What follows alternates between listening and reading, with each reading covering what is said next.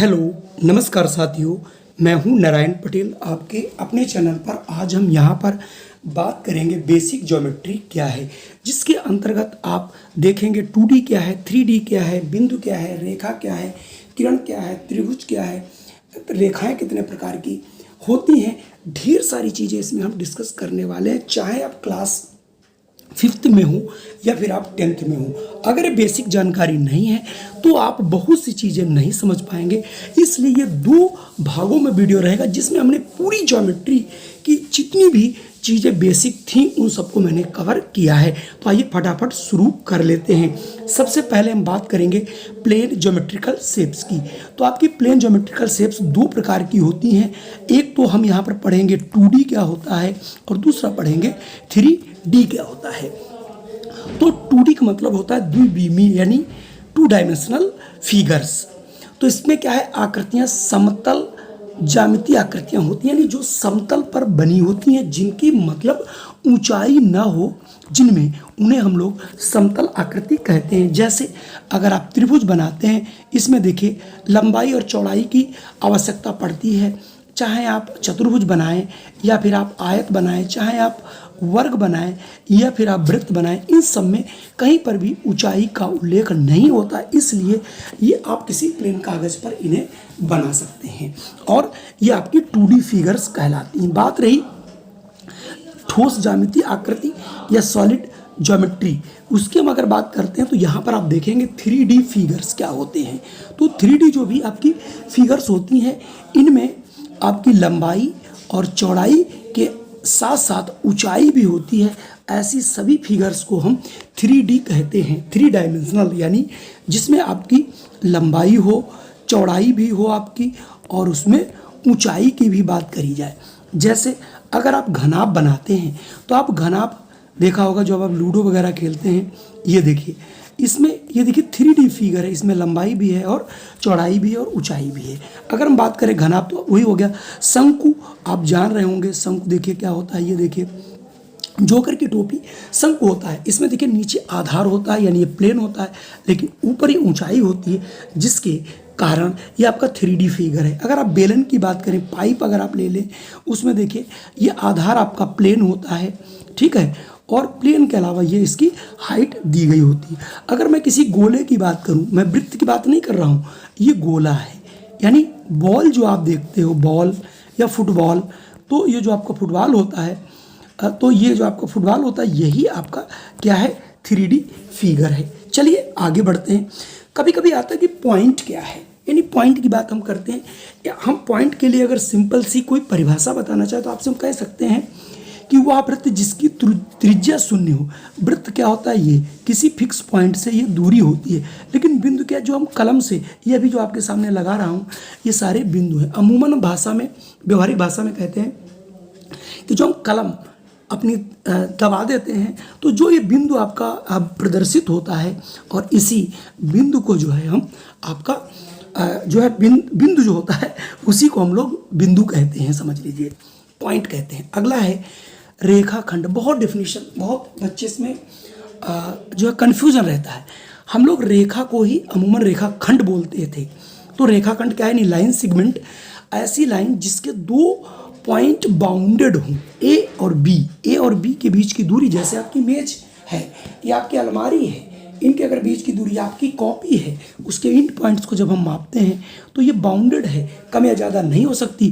तो ए और बी जो मिलते हैं, यानी ये 2 पॉइंट जब बाउंडेड होते हैं तो 2 बिंदुओं को मिलाने वाला रेखाखंड प्राप्त होता है। जो 2 अंतिम बिंदु होते हैं उन्हें हम लोग रेखाखंड कहते हैं, और उसको अमूमन हम लोग ए बी से नियुक्त करते हैं। लेकिन भाषा में ए बी के ऊपर लाइन खींचना चाहिए, लेकिन व्यवहार में ऐसा नहीं है, इसलिए हम आज तक ए बी यानी रेखाखंड को ए बी से प्रदर्शित करते रहे हैं। रही बात किरण की, किरण का मतलब होता है एक रेखाखंड जो किसी एक दिशा में अंत तक, जैसे टॉर्च है, हम टॉर्च को यहाँ से लेकर के चले और इसको जब हम जलाते हैं तो इसकी जो प्रकाश है ये अनंत दूरी तक चला जाता है। सूर्य एक जगह फिक्स है और वहाँ से ये लाइट आती है तो ये अनंत की ओर बढ़ती है, यानी इसका अंतिम बिंदु न दिया हो, यानी एक बिंदु दिया हो लेकिन उसका अंतिम बिंदु पता ना हो, इसी को हम लोग किरण कहते हैं। तो इसको जो प्रदर्शित करते हैं वो हम लोग लिखते हैं ए बी, और एक तरफ को ऐसे इसके ऊपर लाइन खींचेंगे, बिना इसके खींचे हम किरण को प्रदर्शित नहीं कर सकते, वरना हम इसको रेखाखंड ही पढ़ेंगे। अब हम बात करें रेखा। अब आखिर लाइन क्या है?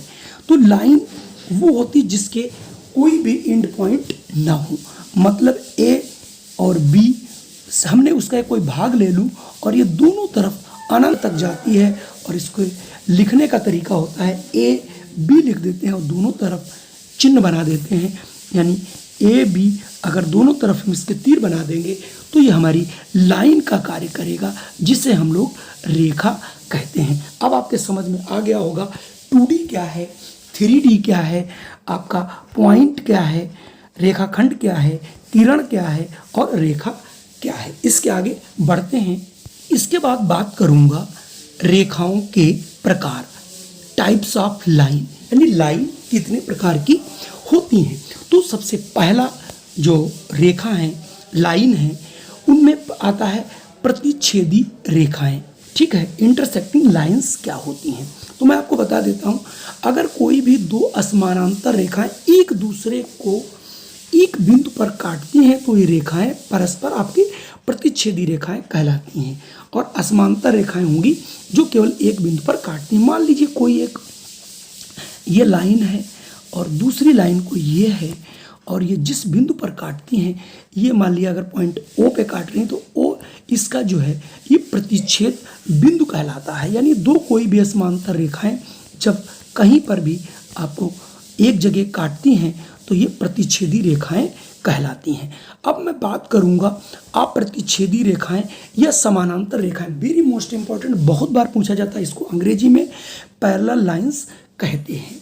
तो इसकी डिफिनीशन क्या है मैं आपको विधिवत समझा देता हूं कि कोई भी दो या दो से अधिक, कहीं पर भी आप ले लीजिए, दो या दो से अधिक रेखाएं ले लीजिए, और अगर उनके बीच की ये दूरी सदैव समान रहे, ये इसके लिए आप जो रेल की पटरियां हैं ये सदैव देखा होगा कहीं आपस में काटती नहीं हैं।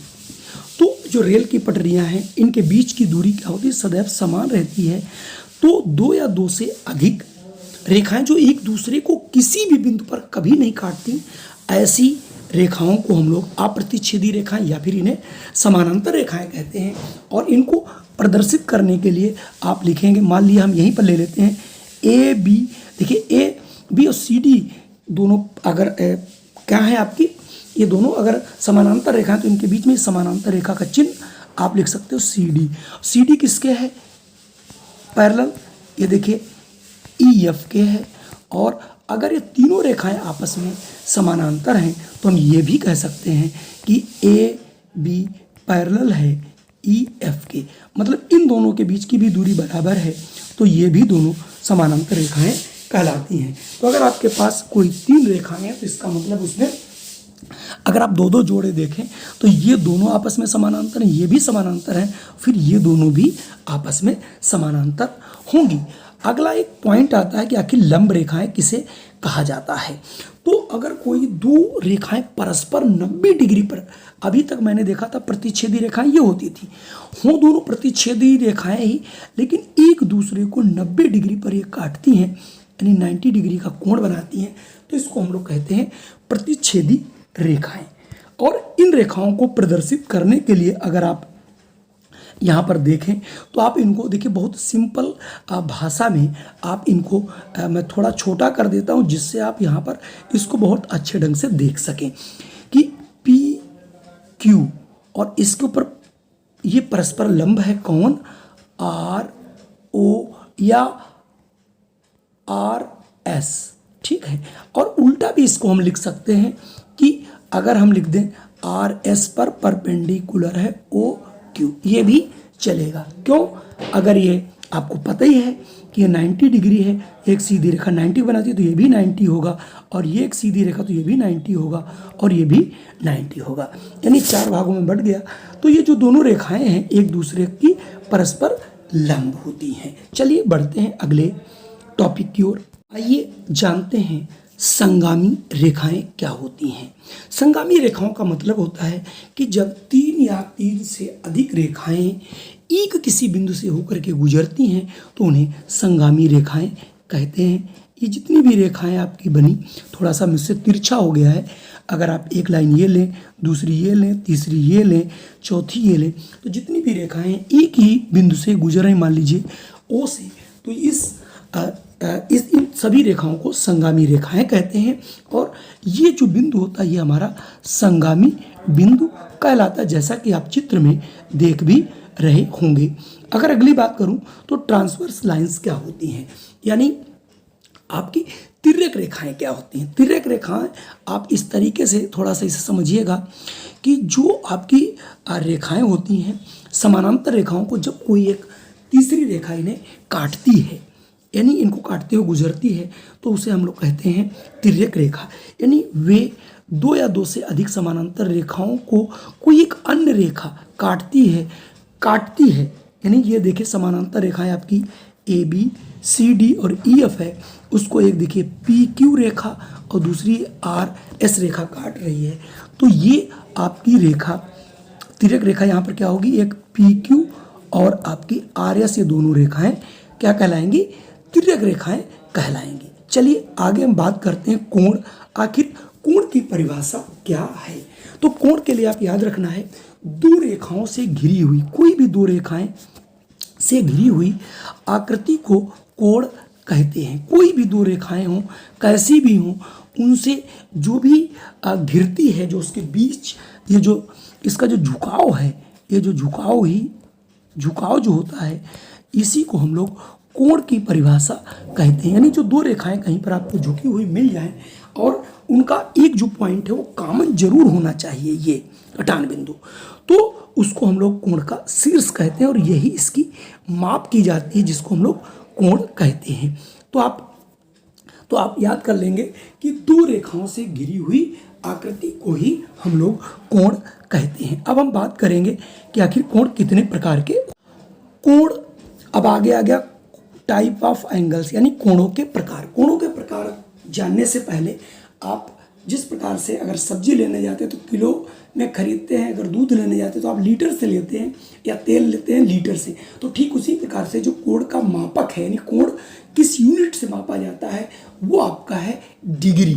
और डिग्री क्या होता है, जब हम कोई भी संख्या लिखते हैं, मान लिया 30 और उसके ऊपर छोटी सी बिंदी लगा देते हैं, इसको हम लोग पढ़ते हैं डिग्री। ठीक है, 30 डिग्री का कोण, 20 डिग्री का कोण, ठीक है। या डिग्री को हम लोग हिंदी में अंश कहते हैं, यानी 30 अंश इसको पढ़ेंगे और इसको हम 50 अंश पढ़ेंगे। अगर 90 को ऊपर लगा दिया तो इसको हम 90 अंश हिंदी में पढ़ेंगे, 90 डिग्री बोलेंगे, 90 डिग्री बोलते हैं। तो कोणों के प्रकार मैं आपको बताता हूँ। सबसे पहला जो कोण होता है न्यून कोण। न्यून कोण क्या होता है कि कोई भी जो कोण है मापते कैसे हैं। यहाँ से ये हम देखें तो 0 कोण है। अगर हम ये देखें 2 रेखाओं से घिर गई आकृति, लेकिन इसकी माप क्या है, ये 0 से बड़ी हो और ये आपका कोण 90 बनता है, और 90 से जितने भी छोटे कोण हैं ये सारे कोण हमारे कहलाते हैं न्यून कोण। यानी 0 से बड़ा हो, 90 से छोटा हो, न्यून कोण कहलाएगा। और कोण का जो प्रतीक होता है कोण जैसा ही बनता है और उसके अंदर ए ओ बी, इसका मतलब है कि ओ पर कितने डिग्री का कोण बन रहा है। अगला बात करूं राइट एंगल या समकोण। तो समकोण का मतलब ये होता है इसकी नाप जो है बिल्कुल फिक्स होती है। जिस कोण की माप 90 डिग्री होती है उसे हम लोग समकोण कहते हैं, और समकोण को ए ओ बी से यहाँ पर दिखाया गया है, क्योंकि ए ओ और बी ये 90 डिग्री का है और इसकी माप बिल्कुल निश्चित है। इसका ये मतलब हुआ कि 90 अंश के कोण को ही समकोण कह सकते हैं। अधिक कोण की परिभाषा क्या है कि अगर कोई 90 अंश से बड़ा कोण कर दिया जाए और 180 अंश से छोटा हो, इसके बीच जितने भी हैं 91 है, 120 है, 150 है, 177 है, 120 है या 140 है, जितने भी एंगल आएंगे ये सब अधिक कोण कहलाएंगे।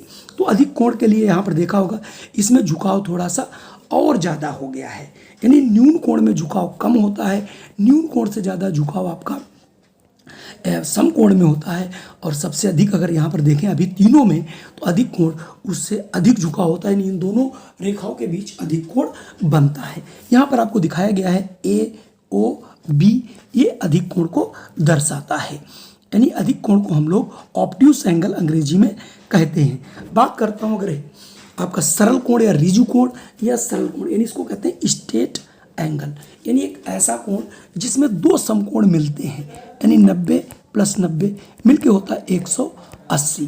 कहने का मतलब ये है, अगर आप इसकी फिगर बनाएं तो ये देखिए दो 90 डिग्री के कोण हो और इसको बीच से हम हटा दें तो ये रेखा सीधी बन जाएगी।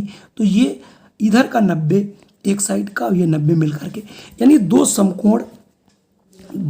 समकोण बराबर एक रिजु कोण। ये खूब प्रश्न आता है और इसकी भी माप बिल्कुल फिक्स होती है। जिस प्रकार से 90 डिग्री का कोण समकोण होता है, ठीक उसी प्रकार से 180 अंश का कोण सरल कोण होता है, या इसे रिजु कोण कहते हैं। अब बात करेंगे बृहत कोण, है ना, रिफ्लेक्स एंगल। अब ये क्या है, इसकी भी माप आपको याद रखना 180 अंश से तो बड़ा हो, परंतु 360 डिग्री से छोटा हो। अब आप सोच रहे होंगे कि कोण बनेगा कहाँ। अब आप जो 180 तक ये कोण मान ले यहाँ पर है, अब इसके बाद जब हम नीचे बढ़ते हैं ये ऐसे, ये जो कोण बनता है ऐसे, तो इसमें 180 अंश से बड़ा हो, 360 अंश से छोटा हो। इसका मतलब ये सारा जितने भी एंगल हैं ये 180 अंश से इधर वाले सारा ये एंगल हमारा बृहत कोण कहलाता है, जिसका मान 180 अंश से बड़ा और 360 अंश से छोटा होता है। अब बात आती है संपूर्ण कोण क्या है। याद रखना है कि 4 समकोण, यानी 4 समकोण बराबर होता है संपूर्ण कोण। ये पूछा गया है कई बार प्रश्न, तो आपको मालूम होना चाहिए 360 डिग्री के कोण को हम लोग क्या कहते हैं, संपूर्ण कोण। संपूर्ण कोण को हम बनाते कैसे हैं, मान लो ये बिंदु है और यहाँ से हम कोई चीज़ चली, ऐसे आया और घूम करके फिर यहाँ आ जाता है, तो 360 डिग्री होता है। आप ऐसे समझ सकते हो, ये 90 है, ये 90 है, ये 90 है, ये 90 है, तो आप यहाँ से चले, ऐसे चल करके पुनः यहाँ पर आ गए, तो यानी ये 90 डिग्री का कोण यहाँ पर 360 डिग्री का कोण बनता है, और इस कोण को कहा जाता है संपूर्ण कोण। इसका मतलब आपने जितने भी कोण पढ़े, 6 में 3 कोण ऐसे होते हैं जिनके मान बदलते रहते हैं, जैसे न्यून कोण, अधिक कोण और बृहत कोण। इसके अलावा 3 कोण आपके फिक्स होते हैं, 90 डिग्री का समकोण, 180 डिग्री का सरल कोण और 360 डिग्री का संपूर्ण कोण। आप यहाँ से जानेंगे कोणों के युग्म, पेयर ऑफ एंगल्स क्या है। तो सबसे पहला है आसन्न कोण या एडजेसेंट एंगल्स क्या होते हैं, कि जब दो कोणों का शीर्ष एक ही हो और एक भुजा उभयनिष्ठ हो। कहने का मतलब ये है कि अगर हम एक ये आपके सामने यहाँ पर हम एक कोण बनाएंगे, सबसे पहले ये देखिए, ठीक है, मान लो AO और ये C मान लीजिए। अब इससे हम जोड़ती हुई एक रेखा और खींच देते हैं, मान लो ये B बन गया। अब आप देखेंगे यहाँ पर 2 कोण बन गए हैं, एक ये AOB और एक ये COB, 2 कोण बन गए। अब यहाँ पर कंडीशन क्या है कि शीर्ष एक ही हो। देखिए, तो शीर्ष हम AOB लिखें और BOC लिखें, दोनों का शीर्ष देखिए O ही है, और दोनों में एक भुजा जो OB है, ये देखिए कॉमन है, ये वाली भुजा दोनों कोणों में सम्मिलित है। ऐसे दो कोई भी कोण जहाँ पर आपको मिल जाए जिसका एक शीर्ष बिंदु कॉमन हो और शीर्ष एक ही हो और भुजा एक कॉमन हो, दोनों में उभयनिष्ठ हो, ऐसे दोनों कोणों को हम लोग क्या कहते हैं, पेयर ऑफ एडजेसेंट एंगल कहते हैं। तो यहाँ पर X और Y ये दोनों ही एडजेसेंट एंगल हैं। क्लियर। अगला मैं बढ़ता हूँ, रेखीय युग्म के कोण, angle of linear pair. Linear pair, pair माने जोड़ा होता है किसी एक सीधी लाइन पर। लीनियर पेयर, इस पर कोई भी आपके दो अगर कोण बने हुए हैं तो इसको हम लोग कहते हैं लीनियर पेयर। और सबसे बड़ी इसकी विशेषता ये होती है कि अगर मान लो ये x है ये y है तो इन दोनों का एडिशन सदैव 180 होता है। अब ये लीनियर पेयर हैं आपको बताए गए। अब आप इस पर चाहें 50 एंगल बना लेंगे, इन सभी का एडिशन 180 होता है। लेकिन मैं यहाँ पर केवल लीनियर पेयर की बात कर रहा था। तो लीनियर पेयर का मतलब होता है कि जहाँ पर दो आसन्न कोण ऐसे बनते हैं जो इसके पहले मैं पढ़ चुका हूँ, जहाँ पर एक रेखा यहाँ पर भी आपकी जो है उभयनिष्ठ रहती है, लेकिन इसकी विपरीत रेखाओं के मध्य तीसरी किरण आती है। तो ये x और y दोनों को मिलकर के इसका एडिशन जो है, कभी अगर ये आ जाता है कि लीनियर पेयर हैं तो आपको समझ जाना है कि उनका एडिशन दोनों का मिलकर के 180 अंश होगा।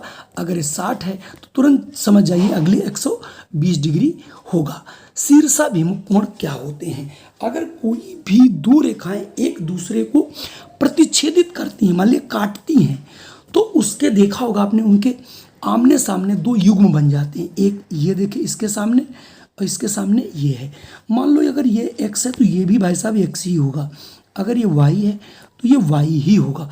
मतलब जब दो सरल रेखाएं एक दूसरे को प्रतिच्छेदित करती हैं तो शीर्षाभिमुख कोणों का निर्माण होता है और ये कोण सदैव आपस में समान होते हैं। क्लियर समझ आ गया होगा कि अगर ये दोनों शीर्षाभिमुख कोण बने हैं और ये आपस में समान भी होंगे। अब यहाँ से वेरी मोस्ट इंपॉर्टेंट शुरू होती है कहानी, जो बहुत पूछे जाते हैं, पूरक या कोटिपूरक, अंग्रेजी में कहते हैं कॉम्प्लीमेंट्री एंगल्स, यानी दो ऐसे कोण जिनका योगफल 90 डिग्री हो, ऐसे एक दूसरे के कोटिपूरक कहलाते हैं। एक दूसरे का मतलब ये हुआ कि अगर एक कोण 60 है तो इसका कोटिपूरक 30 होगा, अगर एक कोण आपका 40 है तो दूसरा 50 होगा, और अगर आपका एक 20 है तो दूसरा इसका 70 होगा। क्यों? इन दोनों को एडिशन करने पर जब 90 डिग्री आ जाए तो कभी कभी आपसे पूछ लेगा कि 20 डिग्री का पूरक कोण क्या होगा या कोटिपूरक कोण क्या होगा या कॉम्प्लीमेंट्री एंगल क्या होगा। तुरंत आप यहाँ 70 लिख देंगे। या 80 का कोटिपूरक क्या होगा, यानी 80 में कितना मिलाया जाए, 90 हो जाए 10, तो 80 और 180 और 10 एक दूसरे के जो है पूरक कोण है या कोटिपूरक कोण है। आइए अब जानते हैं संपूरक कोण क्या होते हैं या उन्हें सप्लीमेंट्री एंगल्स कहते हैं। यदि दो कोणों का योगफल 180 अंश हो तो वो एक दूसरे के संपूरक कोण कहलाते हैं। इसका मतलब ये हुआ कि अगर ये दो कोण हमने फिगर में देख रहे होंगे, x और y दोनों को मिलाकर के 180 अंश होता है। अगर एक कोण 120 है तो दूसरा 60 है। तो अगर हम कहें 120 का संपूरक कोण क्या होगा तो 60 होगा, और 60 का संपूरक कोण क्या होगा, 120 होगा। तो इन दोनों का एडिशन सदैव 180 अंश होता है। या यूँ हम कह सकते हैं कि जो हमारे संपूरक कोण होते हैं, सप्लीमेंट्री एंगल होते हैं, ये दोनों ही कोण सरल रेखा पर बने होते हैं जिनका एडिशन 180 अंश होता है। इसके बाद मैं सबसे इम्पोर्टेंट और बहुत अच्छी चीज़ लेकर आया हूँ, तिर्यक रेखा और समांतर रेखाओं से बने कोण। बहुत बच्चे आज तक इस चीज़ को नहीं समझ पाते और सदैव ऐसे प्रश्नों को हम लोग गलत करते रहते हैं। उन्हीं प्रश्नों को आज मैं लेकर के आपके साथ आया हूँ, जिससे आप कभी भी इस प्रकार की गलती न करें कि एकांतर कोण क्या होते हैं, है ना, संगत कोण क्या होते हैं। तो इन सब चीज़ों की जानकारी आपको होनी ही चाहिए। तो देखिए, angle made by the transverse line and parallel lines. तो सबसे पहले हम यहाँ पर ये दिखाने की कोशिश आपको करते हैं कि चित्र में तिर्यक रेखा आपकी एक XY ये रेखा है, देख रहे होंगे। उसके बाद दो रेखाएं P और Q हैं जिनको A और B बिंदु पर काटती है, यानी P और Q दोनों हमारी ये P Q और ये R S दोनों ही समानांतर रेखाएं जिनको एक तिर्यक रेखा XY A और B बिंदु पर काटती है, जिसके फलस्वरूप यहाँ पर 8 जो है त्रिभुजों का निर्माण हो जा रहा है। 1 2 3 4 5 6 7 और 8। अब आप यहाँ देखिए संगत कोण क्या होते हैं। संगत कोण का मतलब है कि ऐसे कोण जो आपको एक साथ, जैसे इस रेखा को तिर्यक रेखा ने काटा, तो यहाँ देखिए एक और उस ऊपर का, तो यहाँ से ऊपर का 3 है, तो 1 और 3 संगत कोण हो गए। 2 और 4 यानी उसके अगर, यानी जो रेखा ने काटा तो इसके देखिए नीचे का कोण कितना बना 2, तो ये 4, 2 और 4 इधर। ठीक इसी प्रकार से 5 और 7 देखिए बाहर की ओर या अंदर की ओर 5 और 7 हो गए, और बाहर की ओर आपका 7 और 8 हो गए। तो इनको कहते हैं हम लोग संगत कोण। एकांतर का कोण मतलब होता है एक छोड़ करके, तो एकांतर में 2 और 6, जैसे 2 और 6 का क्या मतलब है, यहाँ पर देखेंगे 2 और 6 देखिए एक कोण छोड़ करके, तो इनको बोलते हैं एकांतर कोण। यानी एकांतर कोण का मतलब अगर आप ऐसे देखें तो ये एकांतर कोण को आपको बताएगा। यानी एकांतर कोण जैसे आपने यहाँ पर देखा 2, तो यानी ये वाला कोण और ये कोण दोनों क्या है, आपस में एकांतर कोण होंगे।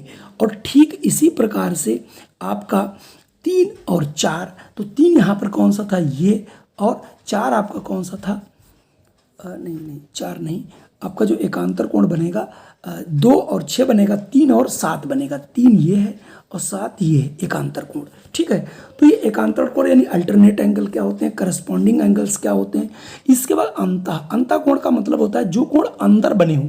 अंतः कोण का मतलब फिर आप समझ लीजिए, जैसे मैंने कहीं गलती मत हो आपसे, ये तो ये देखिए एक ही तरफ बन रहा है अंतः, ये देखिए 2 और 3 बने थे, इधर ये 6 और 7 बने थे, तो 2 और ये 3, ये और 6 और ये 7, ये अंता देखिए अंदर की ओर बने हैं, अंदर हैं, तो ये अंता कोण कहलाते हैं। और इनकी एक और भी विशेषता होती है कि जो हमारे अंता कोण आपको मैं दिखा देता हूँ पहले।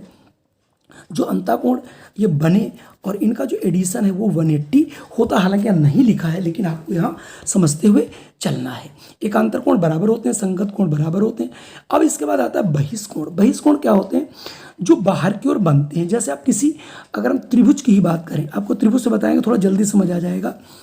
बहिष्कोण, बहिष्कोण का मतलब ये देखिए, अगर कोई त्रिभुज इसकी कोई एक भुजा बढ़ा दी जाए, ये तो ये जो बाहर की ओर कोण बनता है इसको हम लोग बहिष्कोण बोलते हैं। इसका क्या रिलेशन होता है ये मैं आपको आगे बताऊंगा। तो बहिष्कोण का मतलब होता है एक्सटीरियर एंगल, यानी एक्सटीरियर का मतलब जो हमारे बाहर की ओर कोण बनते हैं। जैसे यहाँ पर 1 और 4, ये देखिए बाहर की ओर है 1 और 4, 8 और 5, ये बाहर के कोण बने, तो इनको हम लोग एक्सटीरियर एंगल्स कहेंगे। ठीक है, तो एक्सटीरियर एंगल भी आपके समझ में आ गया होगा। एकांतर अंतः कोण, एकांतर अंतः कोण यानी एकांतर अंतः कोण जैसे 2 और 6 है, 2 और 6 एकांतर है और अंतः भी है, अंदर भी है, एकांतर भी है और अंतः भी है, तो इनको हम लोग एकांतर अंतः कोण कहते हैं। तो इनको आपको समझ लेता है मतलब अल्टरनेट इंटीरियर एंगल्स क्या है, एक्सटीरियर एंगल क्या है, इंटीरियर एंगल क्या है, अल्टरनेट एंगल क्या है, और संगत यानी करस्पॉन्डिंग एंगल्स क्या है। आपको जरूर समझ में आए होंगे, अगर समझ तो आप मुझे कमेंट करिए, मैं इसको पुनः आपको समझाने की कोशिश करूँ।